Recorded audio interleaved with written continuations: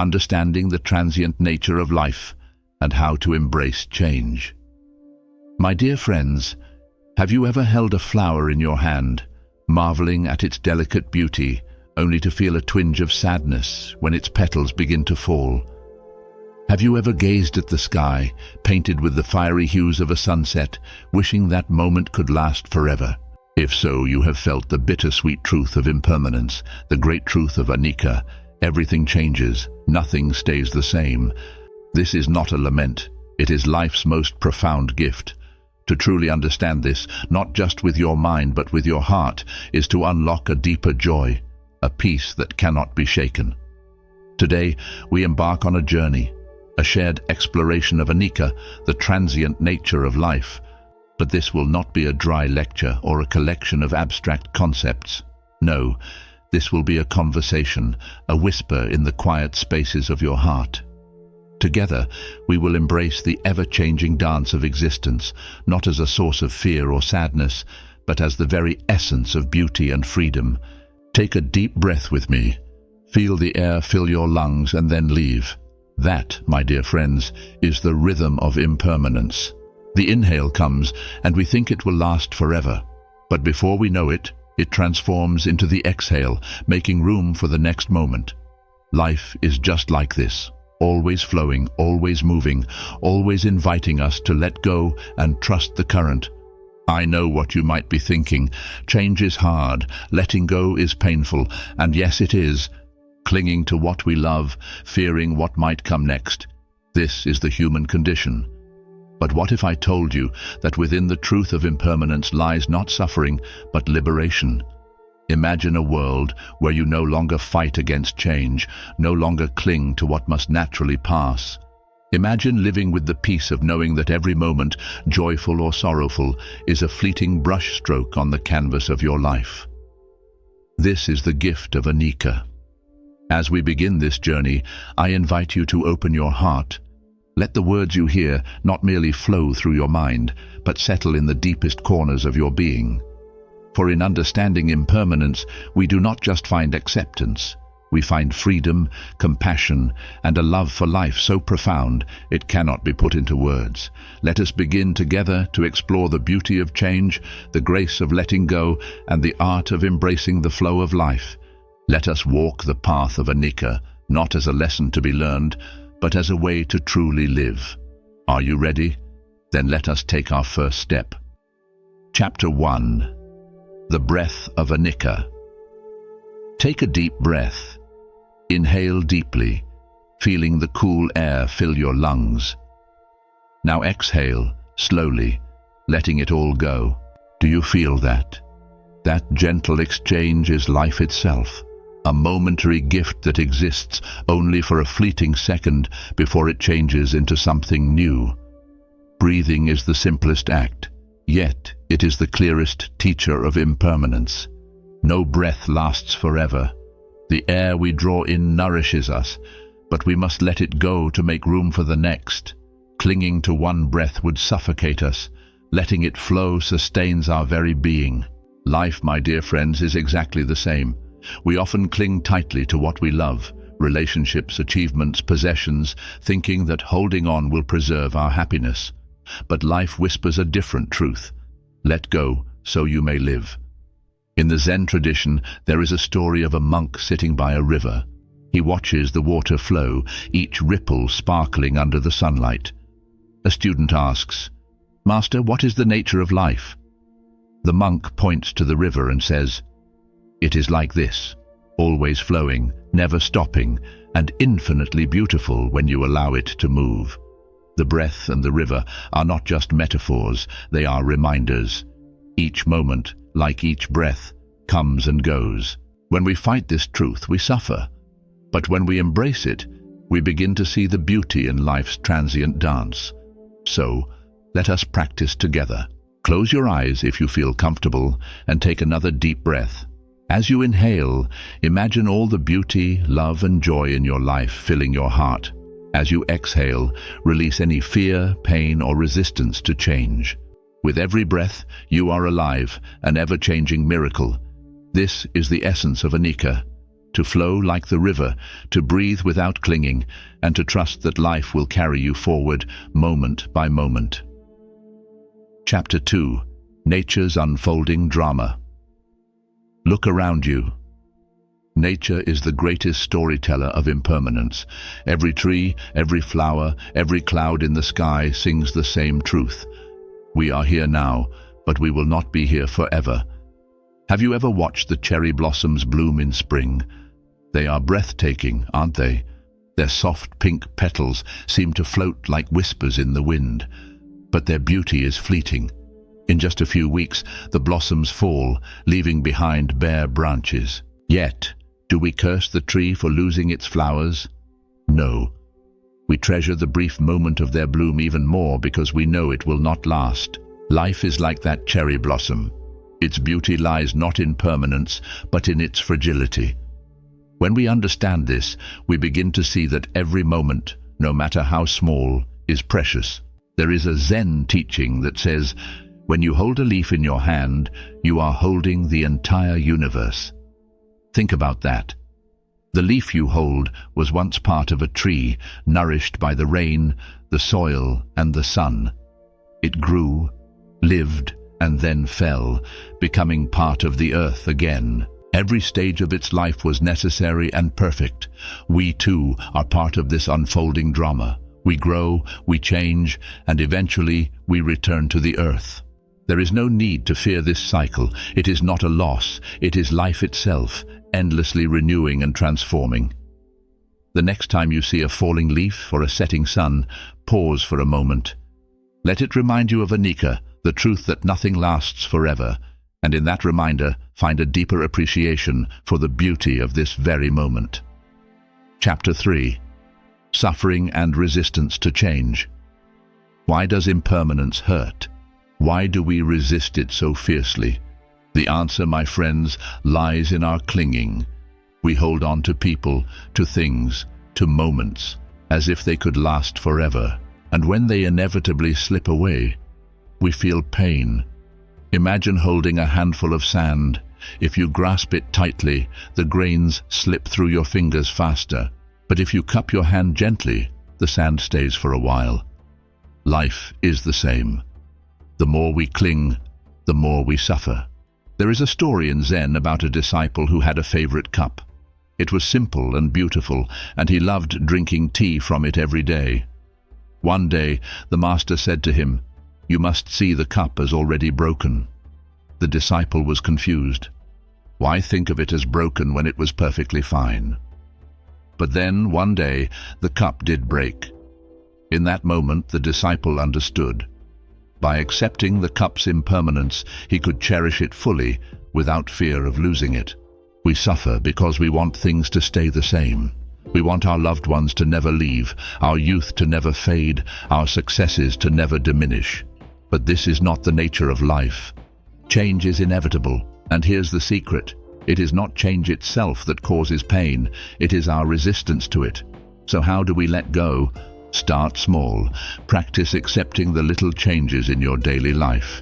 When your plans fall apart, take a deep breath and remind yourself that this too is part of the flow.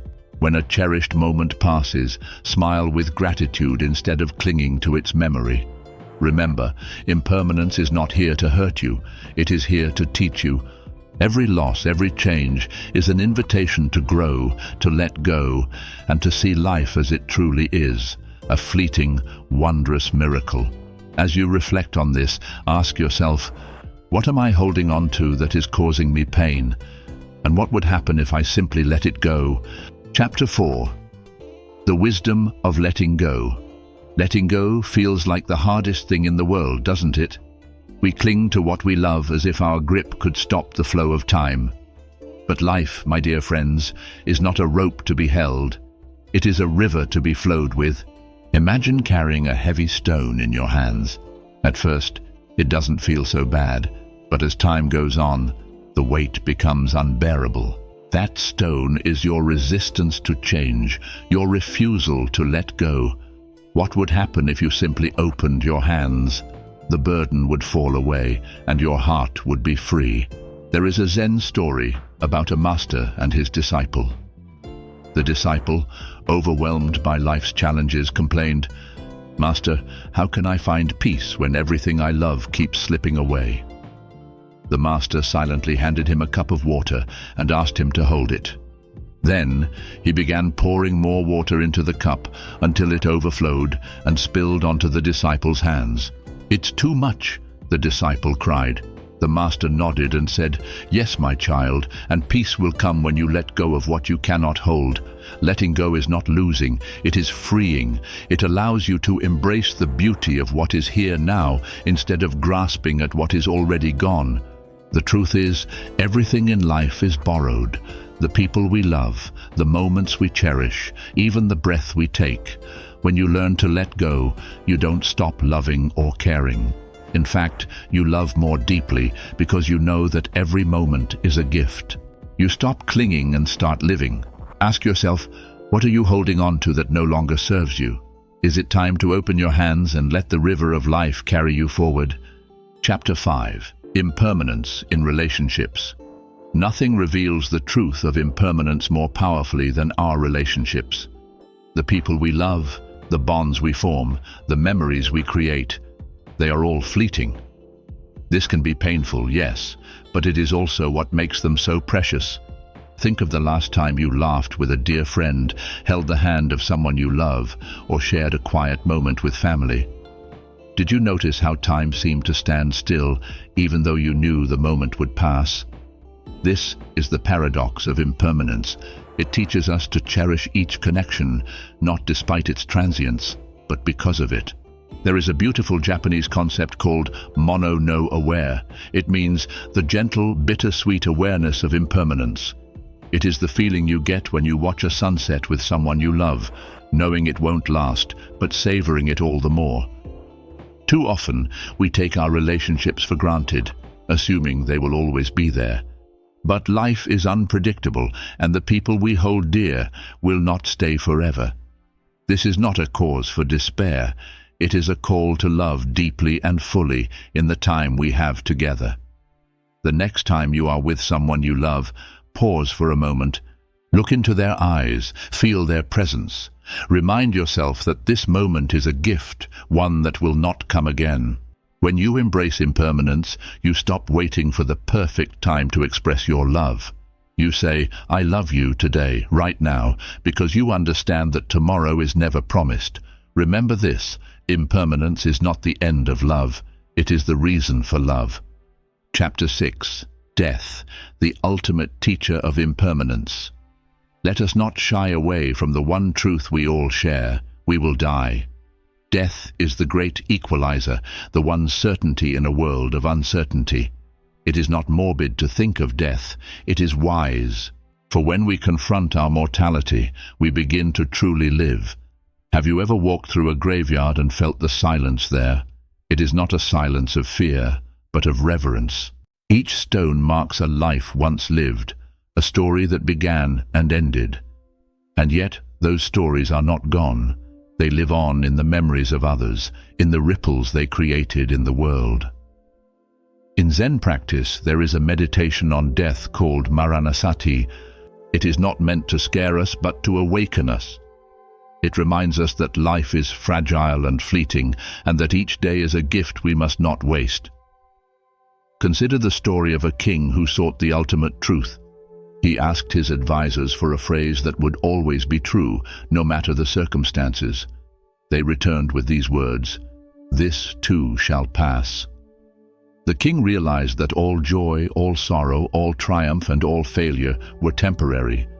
This truth humbled him, but it also freed him. When we accept death as part of life, we stop fearing it. Instead, we find gratitude for the time we have. We begin to live with purpose, to love without holding back, and to see every day as an opportunity to make our brief time here meaningful. Imagine for a moment if today were your last day. How would you live it? What would you say to the people you love? What regrets would you release? Death is not the enemy.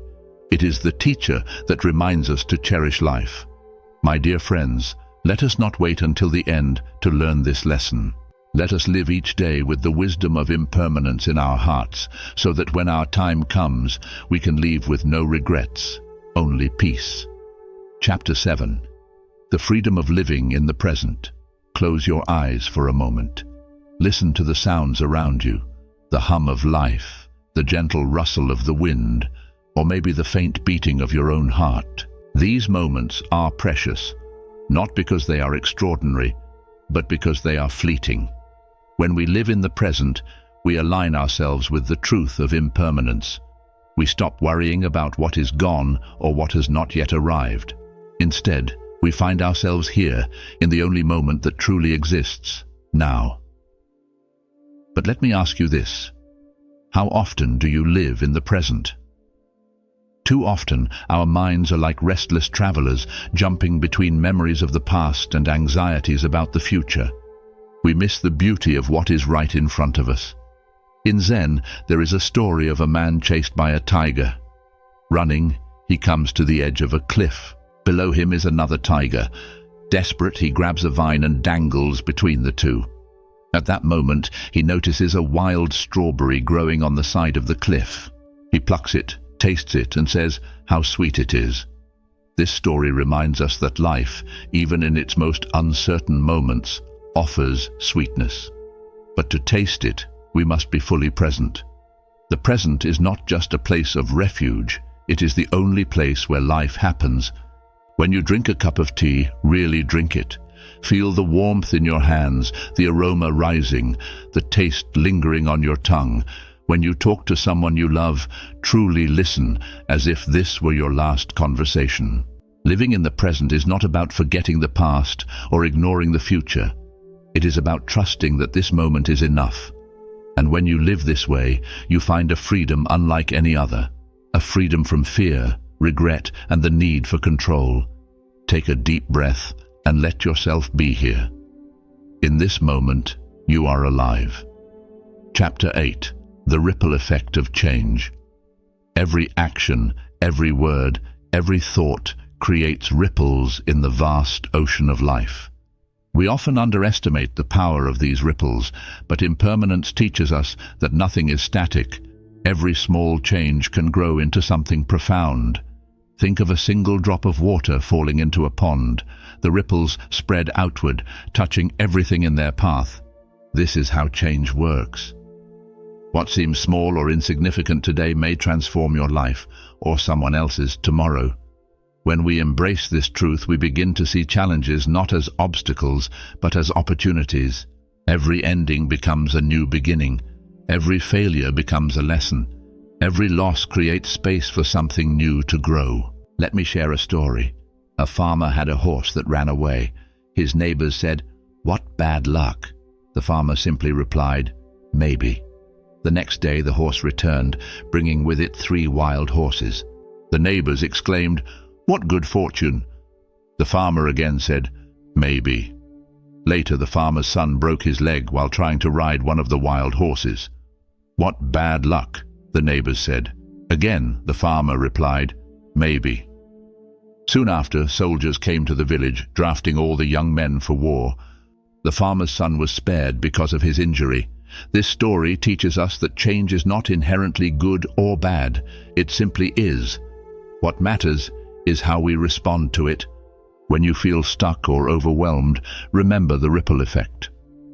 Trust that every small act of kindness, every moment of courage, every step forward contributes to a larger, ever-changing whole. You may not see the full impact now, but the ripples you create will spread far beyond what you can imagine. Chapter 9. Creativity and the beauty of the impermanent. There is a special kind of beauty that arises from impermanence. It is the beauty of a sand mandala, painstakingly created by Buddhist monks, only to be swept away. It is the beauty of autumn leaves, brilliant in their final moments before falling.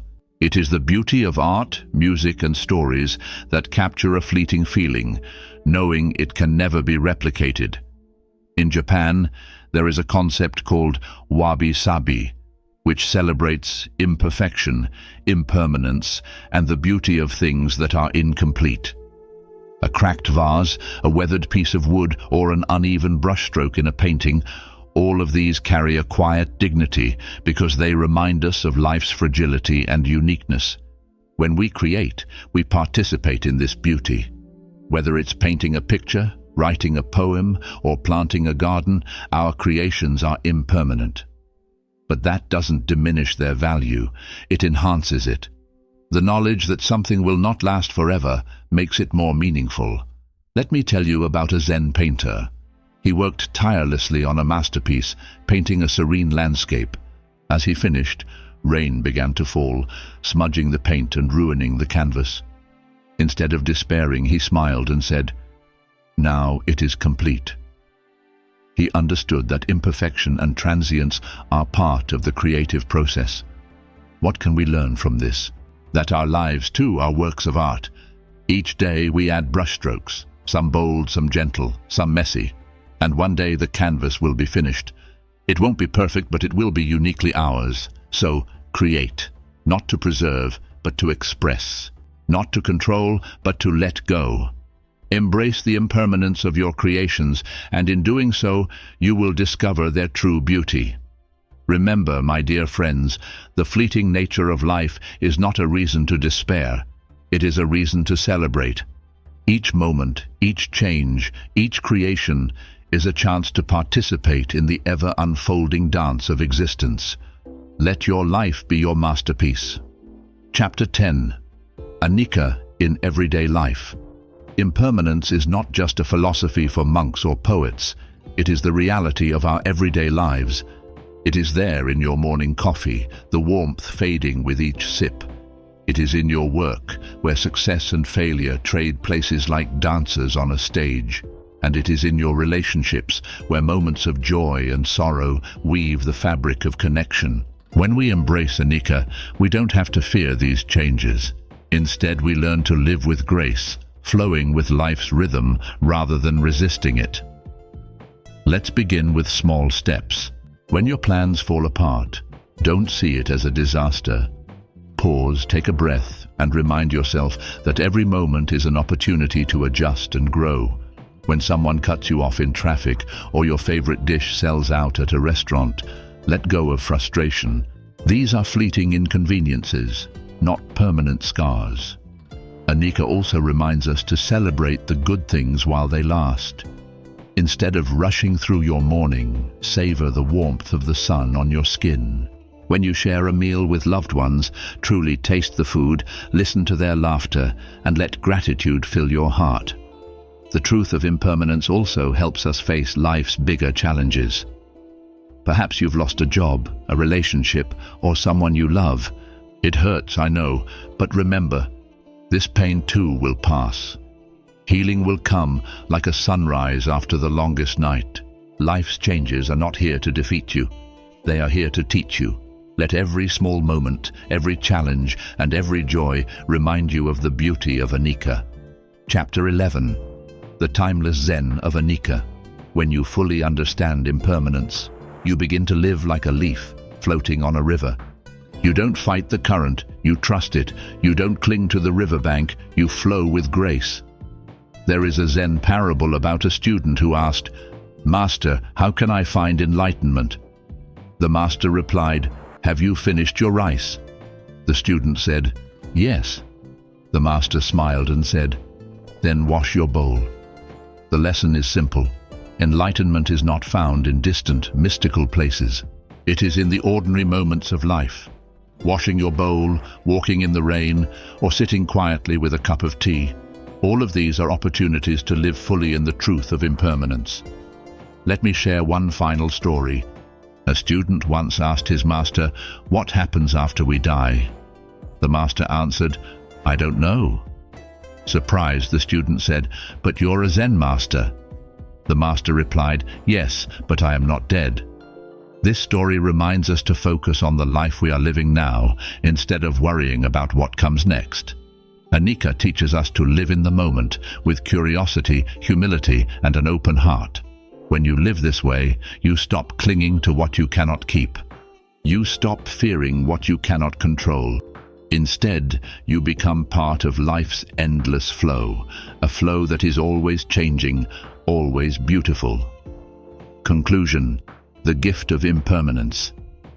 My dear friends, let us return to where we began, to the simple, profound truth that all things pass. At first, this truth may seem sad or even frightening. But as we have journeyed together, I hope you have come to see it as a gift, a reminder to cherish each moment, to live fully, and to let go of what no longer serves you. Impermanence is not here to take something from you. It is here to show you that everything you need is already within this moment. When you stop resisting change, you find peace. When you stop clinging to the past or fearing the future, you discover freedom. Remember the breath we began with. Inhale deeply, feeling the fullness of this moment. Exhale, letting it all go.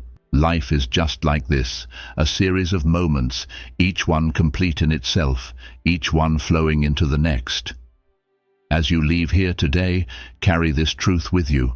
All things pass, and therein lies their beauty. Let it guide you in moments of joy and sorrow, in times of change and uncertainty. Let it remind you to live not in fear, but in love.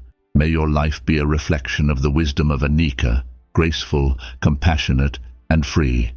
And when you face the river of life, may you always remember to flow. Thank you, my dear friends. Thank you for sharing this journey with me. May you find peace in every fleeting moment.